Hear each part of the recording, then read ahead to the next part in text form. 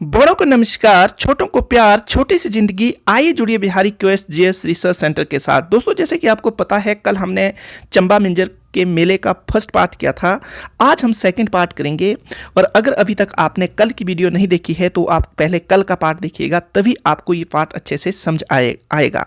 और साथ में अगर अन्य पेपरों की तैयारी कर रहे हैं, जितने भी हिमाचल प्रदेश के एग्ज़ाम है या सेंटर और स्टेट के एग्ज़ाम हैं, तो आप Bihari quest GS research centre को सर्च करके यूट्यूब में प्लेलिस्ट और साथ में जो वीडियो सेक्शन है उसमें जाकर इन वीडियो तक एक्सेस कर सकते हैं। नेक्स्ट वन, सबसे इंपॉर्टेंट चीज़ क्या है कि जो कल पार्ट किया था, हमने महायज्ञ की बात की थी, तो उससे हम आगे शुरू करेंगे। क्योंकि एक साहिल वर्मन के समय में एक महायज्ञ होता है, 7 दिन तक चलता है, और इसी महायज्ञ का बदला हुआ रूप बाद में मिंजर मेला कहलाता है। तो ये मान्यता है। दूसरी मान्यता क्या है कि कुछ एक इतिहासकार, कुछ एक साहित्यकार ये मानते हैं कि जो साहिल वर्मन था उसके समय में ऐसी परंपरा नहीं शुरू हुई, वो कुछ एक अन्य राजा का नाम देते हैं। तो कैसा नाम है वो? पहली घटना हुई 1559 में, 1559 में ऐसी घटना हुई जिसमें क्या होता है, गणेश सिंह वर्मन जो है उनकी मौत हो जाती है। दोस्तों, ये घटना जरूरी है, याद रखनी है आपने। क्यों याद रखनी है? क्योंकि इसके आधार पर आगे की जो है कनेक्टिविटी बनी रहेगी। प्रताप सिंह वर्मन जो है चंबा का राजा बना, उसे अकबर का समकालीन माना जाता है।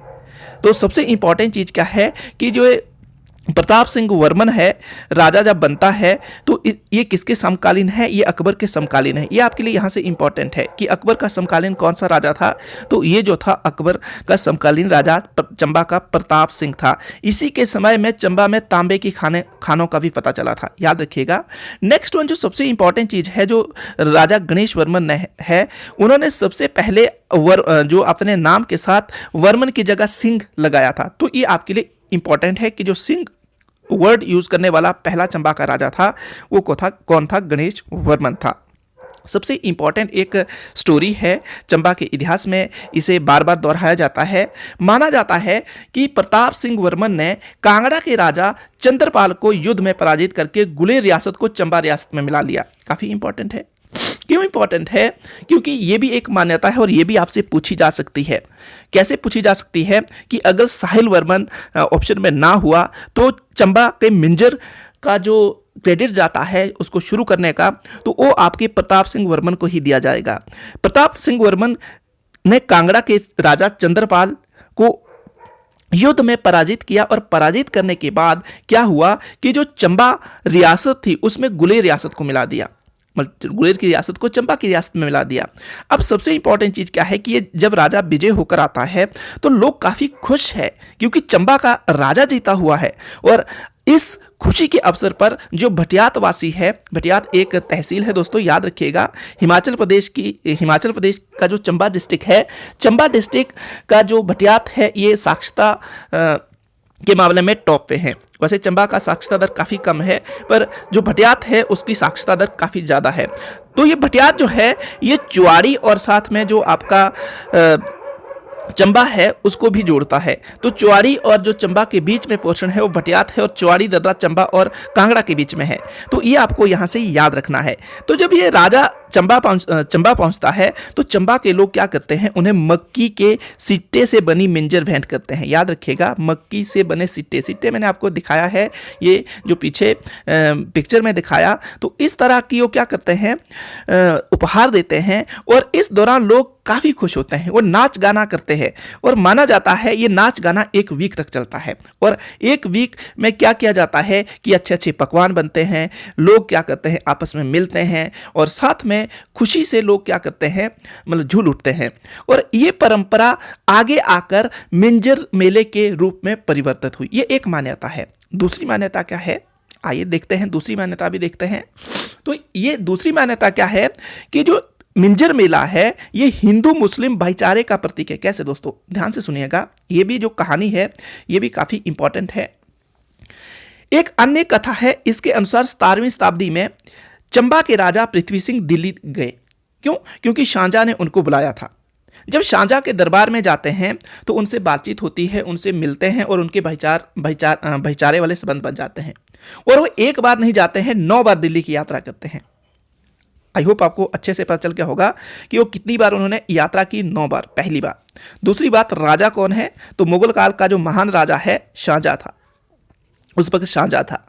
अब क्या हुआ कि जब शाहजहां के दरबार में पहुंचे तो उनके जब भाईचारे वाले संबंध बन गए, मित्रवत संबंध बन गए, तो शाहजहां ने क्या किया कि उन्हें एक भेंट दी। उस भेंट में क्या था, उस भेंट में रघुनाथ की मूर्ति थी। क्या थी? रघुनाथ की मूर्ति थी। जो मैं आपको पीछे बता चुका हूं कि जब भी मिंजर मेले की शुरुआत होती है तो रघुनाथ की जो पालकी है वो आगे होती है, रघुनाथ की जो रथ यात्रा होती है वो सबसे आगे होती है, उसके साथ अन्य देवी देवता भी होते हैं। तो ये प्रतिमा जो थी शाहजहां ने किसको दी? शाहजहां ने चंबा का जो पृथ्वी सिंह राजा था उसको दी। अब सबसे इंपॉर्टेंट चीज क्या है?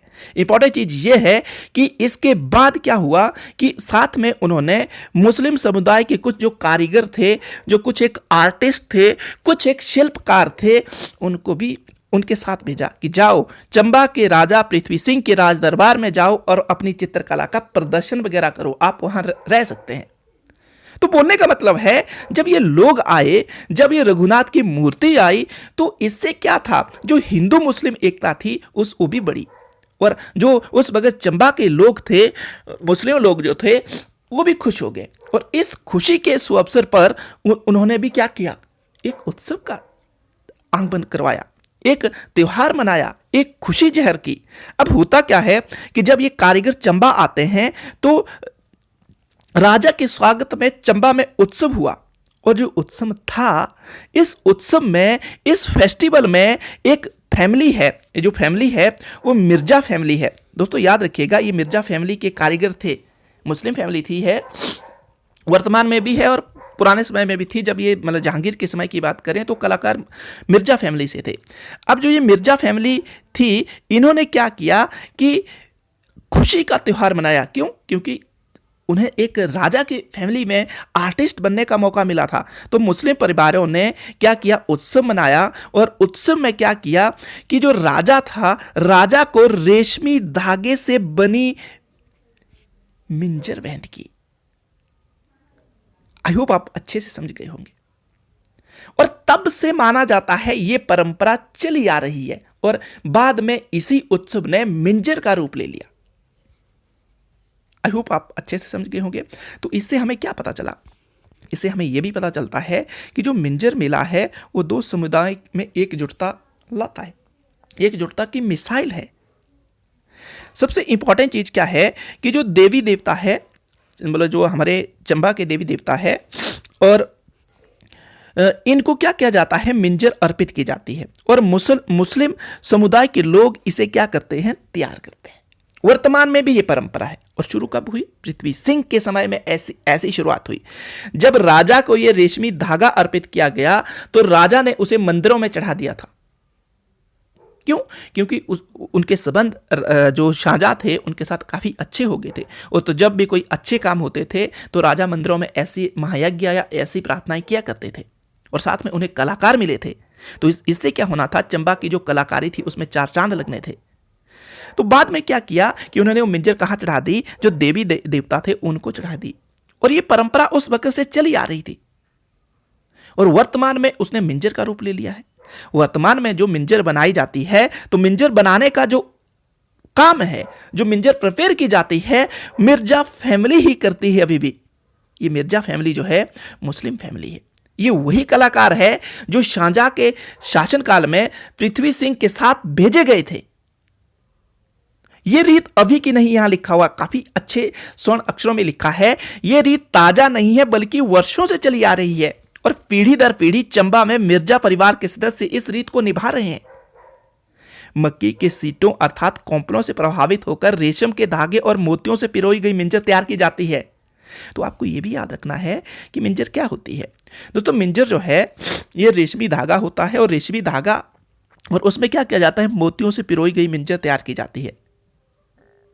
और ये किससे प्रभावित होकर तैयार की गई है या किसको देखकर तैयार की गई है? तो इसमें जो मक्की के सिट्टे होते हैं, मक्की की सिट्टे जो उसके ऊपर इनिशियल स्टेज में जो जब सिला लगता है, जिसको हम सिट्टा, यहाँ सिट्टा लिखा हुआ है, सिला बोलते हैं, तो उसमें जो छोटे छोटे मतलब बाल जैसे लगते हैं, तो और साथ में जो धान की कॉम्पलें होती है जो छोटी छोटी, उसको भी यहाँ पर शामिल कर लिया जाता है। जो ये रेशम का धागा होता है मतलब 7 रंग का, उसके अंदर इनको भी जोड़ा जाता है। तो ये फसल के आगमन का उद्देश्य बताती है। और इससे क्या होता था कि ये फसल से भी जुड़ा त्यौहार है, ये हिंदू मुस्लिम एकता का भी त्यौहार है, ये चंबा की महायज्ञ का भी त्यौहार है।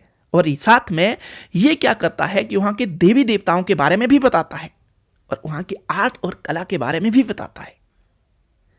तो ये अंतर्राष्ट्रीय मेला हुआ क्यों?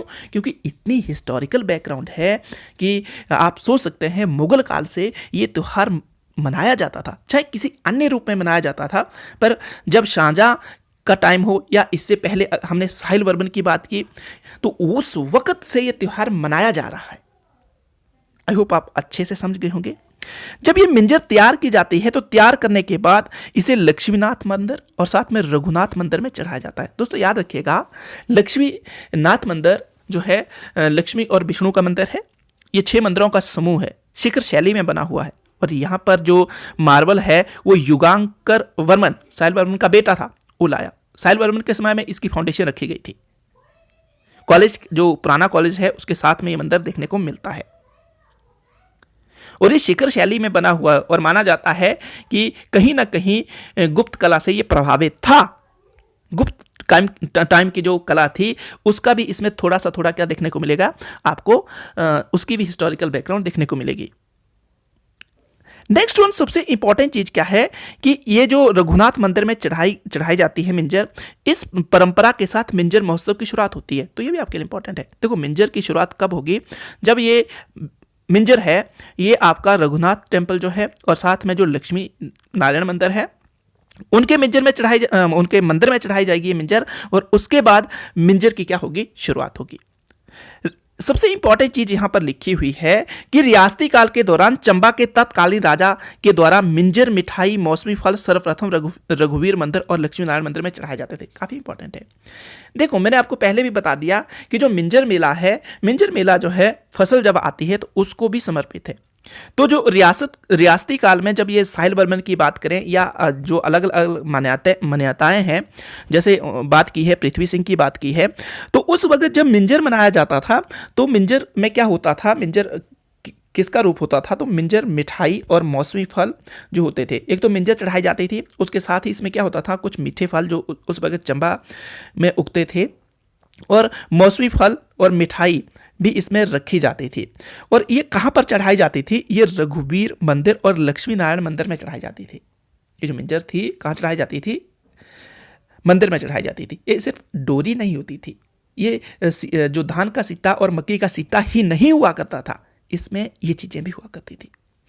पर अब ये कार्य, ये तो पहले राजा क्या करता था, अब ये कार्य जो चंबा की जिला कमेटी है, जो कमेटी एवं जिला जो प्रशासन है, वो कर रहा है। जो चंबा की मिंजर का मेला है, वो वहां की जो लोक कला है, लोक संस्कृति है, लोक गायन है, लोक पहरावा है, उसको भी वर्णित करता है। ये चंबा की हिस्टोरिकल बैकग्राउंड को भी दर्शाता है, ये चंबा शहर की इंपॉर्टेंस को भी दर्शाता है, ये चंबा की चौगान की इंपॉर्टेंस को दर्शाता है, ये शिव कैलाश भूमि के साथ कनेक्टिविटी को भी बनाता है। तो आई होप आपको मिंजर के बारे में अच्छे से पता चल गया होगा। अब आपको मिंजर के बारे में कहीं और जगह से पढ़ने की जरूरत नहीं पड़ेगी। साथ में ये जो मिंजर बहाई जाती है लास्ट दिन, तो ये वरुण देवता, रावी नदी में बहाई जाती थी, तो ये जल का देवता जो है वरुण, उसको भी समर्पित है। तो आई होप आपको अच्छे से पता चल गया होगा हमने क्या क्या डिस्कस किया। तो हमने सारी मान्यताएं पता कर ली और साथ में मिंजर जो है कुछ इस तरह देखने को मिलती है, आप इसको भी देख सकते हैं। उसके साथ में ये जो गाना है इसको जरूर सुनिएगा, साए साए मत कर राविये मिंजो तेरा डर लगदा। ये काफ़ी अच्छा गाना है।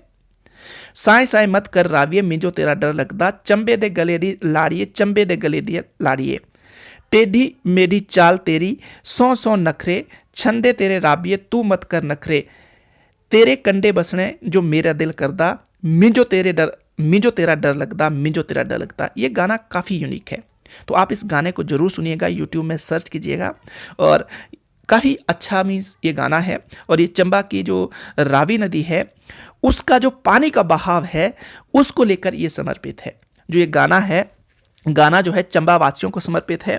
साथ में ये जो गाना है जो रावी नदी की हिस्टोरिकल बैकग्राउंड है उसको समर्पित है। साथ में ये जो एक मानव है और एक जो नदी जो है प्राकृतिक का रूप होती है उसके बीच कनेक्टिविटी को शो करता है। तो ये मानव और प्राकृतिक प्रेम का भी वर्णन करता है। तो इस गाने को जरूर सुनिएगा। और साथ में ये जो गाना है ये चंबे मिंजर के ऊपर कई गाने लिखे गए हैं, पर एक गाना यहाँ पर आर्टिकल में शो किया गया है, मेरे चंबे दी मिंजर मशहूर मिंजरा जो आया जरूर। ये भी जरूर सुनिएगा, काफ़ी अच्छा गाना है और ये लेटेस्ट गाना निकला हुआ है। चंबे मिंजरा नगोरी ओ मेरी एक बांकी गोरी, अंसा मिंजरा जो जाना गोरी है बांकी गोरी। तो ये जरूर सुनिएगा, ये गाना भी काफ़ी इंपॉर्टेंट है। तो आज का जो ये लेक्चर है यही मैं समाप्त करता हूँ। और आपको क्या करना है कि अगर ये लेक्चर आपको पसंद आया तो लाइक शेयर सब्सक्राइब जरूर कीजिएगा। अगर लेक्चर आपको अच्छा नहीं लगा तो इसको डिसलाइक जरूर कीजिएगा और डिसलाइक में ये लिखिएगा कि ये डिसलाइक क्यों किया, ताकि आने वाले समय में मैं थोड़ा सा ज़्यादा इंप्रूवमेंट कर पाऊँ। और आगे क्या करना है कि बड़ों का रखना है ध्यान, उनका करना है सम्मान, छोटों से करना है प्यार और स्नेह, पर्यावरण और सेहत का रखना है ध्यान। ये होना चाहिए हमारी ज़िंदगी का परम काम। धन्यवाद। जय हिंद।